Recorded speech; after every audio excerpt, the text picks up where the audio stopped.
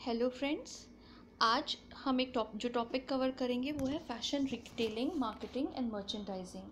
ये जीपीएम में एमए में जो बच्चे करते हैं उनका पेपर 3rd है। आज हम उसकी यूनिट 1 का पार्ट 1 कवर करेंगे।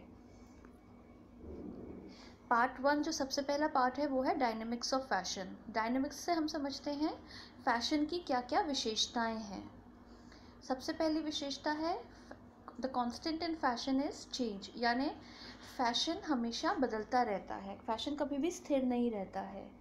सेकंड है changes in fashion are gradual and evolutionary rather than revolutionary, यानी कि फैशन में जो भी चेंज होता है वो ग्रेजुअल यानी धीरे धीरे होता है, एकदम से कोई भी चेंज नहीं होता है।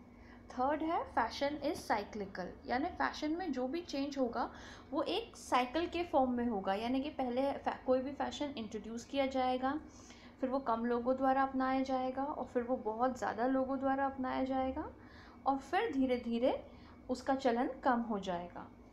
नेक्स्ट है फैशन लेवल इन फैशन में वेरी, यानी कि अगर कोई फैशन नया आया है तो ज़रूरी नहीं है सबके सभी उसे एक्सेप्ट करेंगे, उसका फ़ैशन लेवल अलग अलग हो सकता है। किसी क्लास के लोग या किसी जोग्राफिकल एरिया के लोग उसे हो सकता है ज़्यादा एक्सेप्ट करें अपनी इकोनॉमिक और क्लाइमेटिकल कंडीशंस की वजह से, और कई हो सकता है कई लोग उसे कम एक्सेप्ट करें।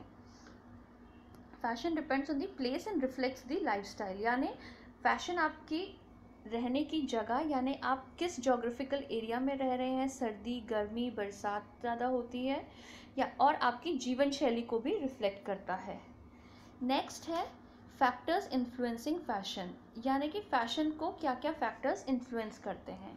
तो पहला फैक्टर है इकोनॉमिक इन्फ्लुएंसेस, यानी किस तरीके से मार्केट में अगर रिसेशन है, इन्फ्लेशन है, डिफ्लेशन है, या ज़्यादा पैसा कम ज़्यादा पैसा, उस हिसाब से ये अफेक्ट करेगा। अगर मार्केट में ज़्यादा पैसा है या कोई भी इंडिविजुअल ज़्यादा पैसा कमा रहा है जितना, उतना ही ज़्यादा वो फैशनेबल गुड्स मार्केट से परचेज़ करेगा। जो भी सोसाइटी है अगर वो इकोनॉमिकली बहुत प्रोग्रेसिव है और बहुत फ्लरिश कर रही है तो वहाँ फैशन भी फ्लरिश करेगा। नेक्स्ट है सोशल इन्फ्लुएंसेस, यानी कि सामाजिक। इसमें क्या है कि कितना एजुकेशन है, जोग्राफिकल एरिया, जीवन शैली के हिसाब से फैशन को इन्फ्लुएंस करता है। कई जगह डिमांडेड मतलब यंग लोग डिमांड करते हैं, कई बार फैशन ओल्ड पीपल डिमांड करते हैं, कोई फैशन एक डिफरेंट रिलीजन के लिए होता है, उस हिसाब से। और नेक्स्ट है fashion is influence by personalities. जो फेमस पर्सनैलिटीज़ हैं आपके नेशन की या आपके लोकल स्टेट की, वो भी आपके फैशन को इन्फ्लुएंस करती हैं। नेक्स्ट है political influences. Fashion political personalities भी इन्फ्लुएंस करती हैं, कई लोग पॉलिटिकल पर्सनालिटीज़ को भी फॉलो करते हैं आजकल सोशल मीडिया से, तो उनकी वजह से भी फैशन इन्फ्लुएंस होता है।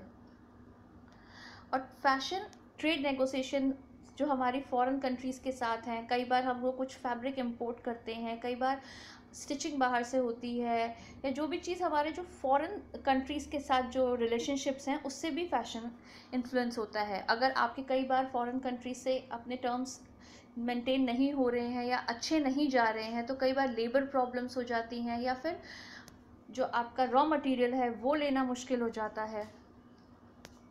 और fashion can be affected by legislations. कई बार गवर्नमेंट किसी किसी कंट्री में या कोई रूल्स एंड रेगुलेशंस भी होते हैं, जैसे कई सारी कंट्रीज़ में होता है कि जो चिल्ड्रन के नाइट वेयर्स हैं वो बिल्कुल भी फायर सेफ्टी प्रूफ होने चाहिए। तो उस हिसाब से जो गवर्नमेंट अगर कोई रूल लेजिस्लेशन लगाती है तो फैशन उससे भी इफ़ेक्ट होता है। नेक्स्ट है technological influences. Fashion is influences by mass production. जिस तरह से नई नई रिसर्च हो रही है टेक्सटाइल रिलेटेड फील्ड्स में, मास प्रोडक्शन हो रहा है, उससे भी फैशन इफ़ेक्ट होता है।